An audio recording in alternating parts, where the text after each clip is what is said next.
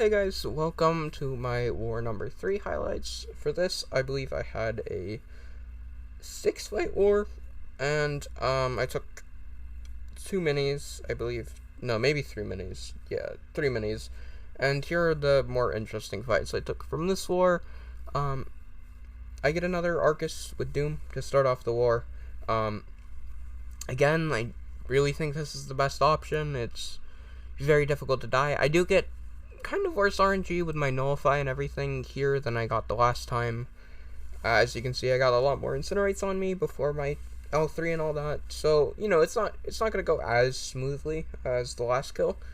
But there's still just zero risk of this fight ever getting even slightly dangerous. And, I mean, you can see just how ridiculous this is.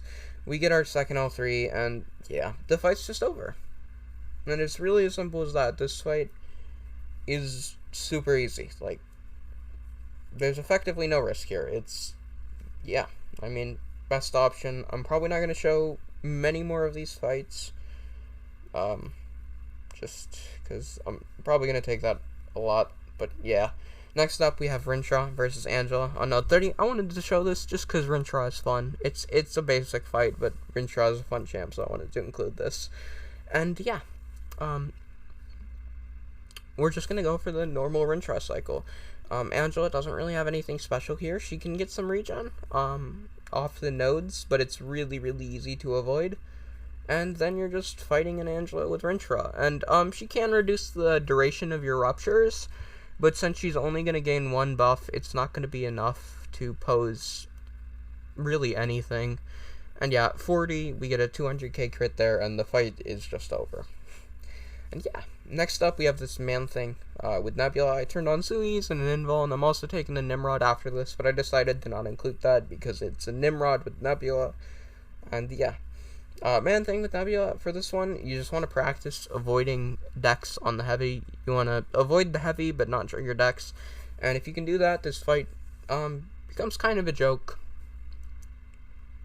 You just build your L2, avoid decks, and yeah, he will trigger the buffet and get some MD power going occasionally throughout this fight. You just want to try and limit it enough that it doesn't pose any real threat. Like, we trigger it there and he starts getting the Nullify going, so you can see he's gonna be decently high on power.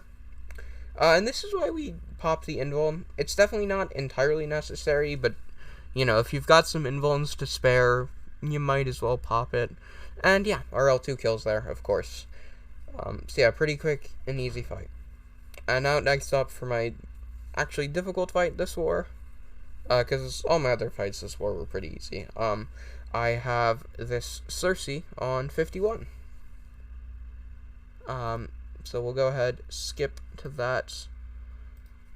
And yeah, here we go. This is a little bit of a long fight again, so I'm gonna speed this up. Just a little bit, not fully speed it up, but yeah, just a very, very long fight with Rintrah. But again, you basically can't die to the fight. You know, if you're eating L3s from Sersi, normally it's a little bit dangerous with a lot of champs. But with Rintrah, due to Inequity and his energy resist, the Incinerates from Sersi's L3 are going to be doing next to no damage. I turned off Mystic Dispersion for this fight to keep easier control of it. And yeah, we're just doing our thing. This fight, really not difficult at all. You know, it does get kind of out of control, but when there's basically no danger to die, the fight getting out of control a little bit, it's not really a big deal, and definitely nothing to get worried about. It's, yeah, I mean, it's Rintrah versus Sersi. You see, we ate our L3, used up our first Invul charge, and the 3 Incinerates, willpower is almost out healing those 3 Incinerates.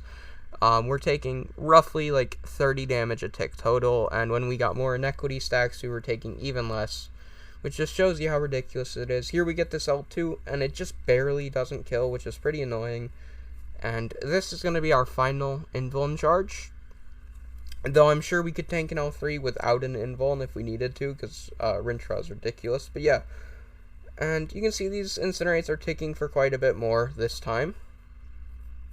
This is because we didn't have any Inequity stacked up, and we had less mystical charges, I believe, but still, you know, a pretty easy fight. And yeah, no real danger in that fight. Rintrah is a monster. Absolutely love him. And yeah, a decent war.